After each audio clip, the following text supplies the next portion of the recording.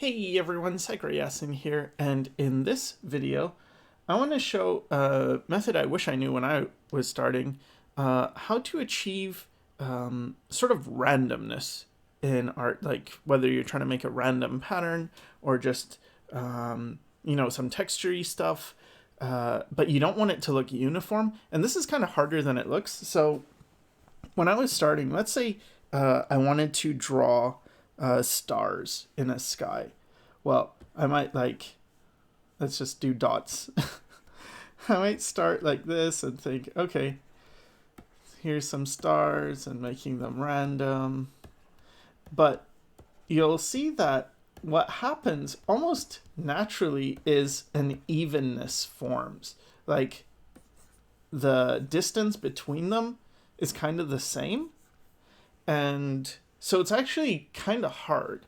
The same happens when you do repeated shapes. Let's say hair.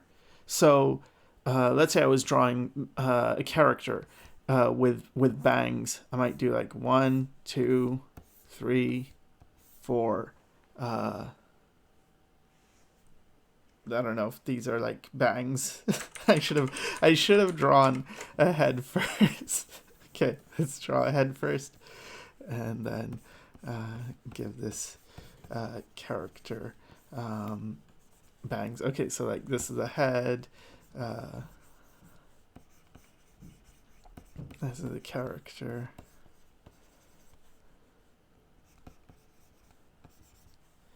And it's like 1, 2, 3, 4.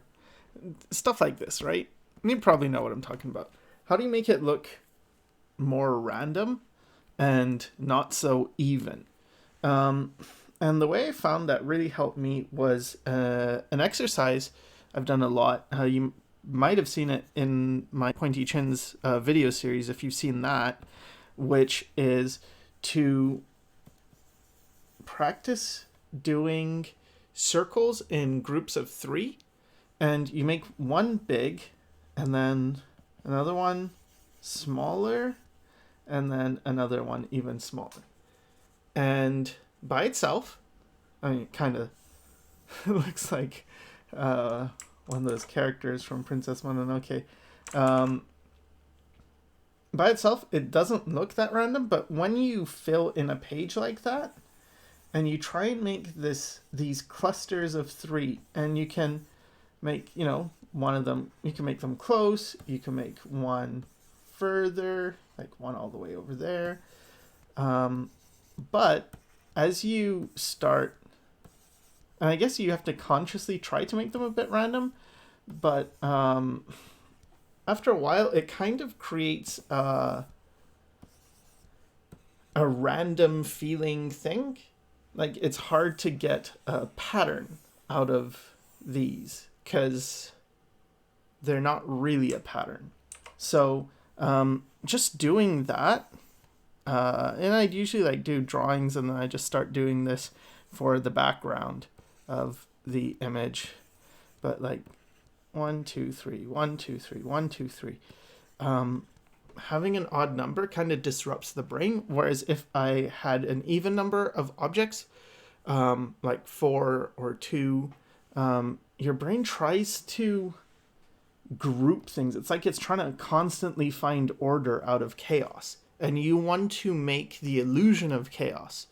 And so by using a number like 3 and 3 different sizes, it creates a lot more of that natural chaos. Now with the hair example, what I would do is, right now you see you have 3 or 4, 5. So 5 segments that are roughly the same size. You can see the start point, whether you want to look here or here, is about the same, right? All lining up. So you want to consciously not do that. So let's say we have different size segments, and let's say they start in different areas. So let's say I have one big one here, and I have a smaller one here, then another one that's maybe a different shape, maybe another small one, and then an even thinner one, but it kind of starts at a different location. Then it kind of goes higher. Then I have a fatter one, and then a thinner one. And what happens is, after you've practiced this for quite a while, I guess, it takes a little bit of time. You know, you may be fast, you may be slow, but it's mostly a thing of practice. But eventually you get used to doing this fairly quickly, and you know, maybe this one should be shorter, maybe this one too, make it a bit shorter. So there's a bit more variation in these shapes. Maybe this one could be split there as well. But yeah, you get fast, and then you can just sort of like do these shapes without having to put too much thought into it, and the patterns as well. Like, let's say I was giving this character freckles. So of course, first give them eyelashes. But anyway, so I'm giving them freckles. What I might do is like 1, 2, 3, 1, 2, 3, 1, 2, 3.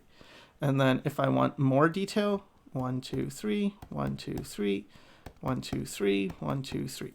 So it's creating that feeling of randomness, because I'm dividing everything into these threes. It's hard to see the pattern replicating. So that's it. You know, pretty short video, pretty easy tip, but it was definitely useful for me, because I really struggled with making things way too even. And just doing this exercise kind of, if not completely cured me, it got me a lot better down, like a lot further down the road to getting out of that, you know, pattern building thing. So that's it. I hope it helped, and thanks for watching.